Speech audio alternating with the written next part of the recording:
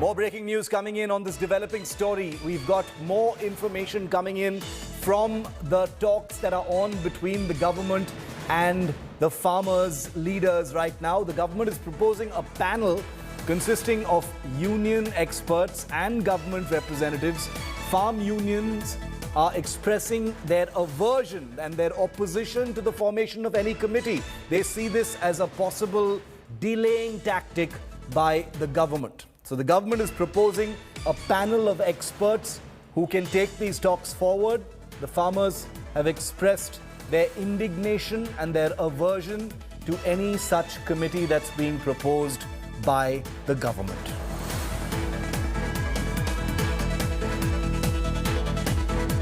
Remember that Narendra Singh Tomar, the Agriculture Minister, has been saying from the start that there is no question of rolling back the farm laws, which is the chief demand and the overarching demand by the farmers who are on protest.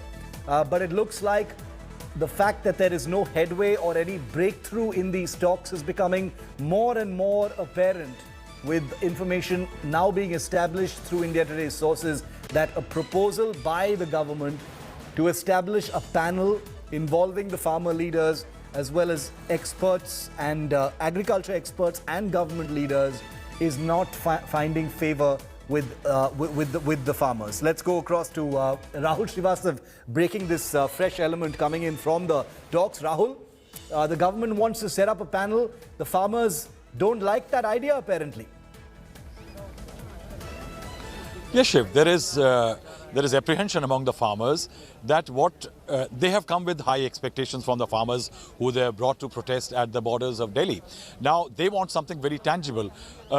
Usually, it's been a practice in most of the matters that the government, to keep an engagement on, likes to form a panel with experts who are neutral, allegedly, or supposedly, and members drawn from the various unions and others. Now, that the farmers, before going into the meeting, I had spoken to two of them, the union leaders, and they were very clear that all these attempts to create a committee largely will dilute and delay the exercise and delivery of the demands that they have made from the government. The government, they had said, will try to ease down the pressure by forming a committee. And that is why in the meeting also we are told that the farmer unions who have gone inside, 35 of them, have expressed great amount of reluctance to agreeing to the committee. They are pressurizing that the government should come out with certain more tangible, positive assurances or promises as far as their demands are concerned in terms of abolition of the farm laws, retention of the MSP and the Mandi system, their demands on removal of the charges on stubble and also on electricity. They want something tangible to come in this meeting, and they want to take that to the farmers who are protesting at the borders. Okay, Rahul, so the talks are still on, but no major convergence is apparent just yet from the talks that are happening.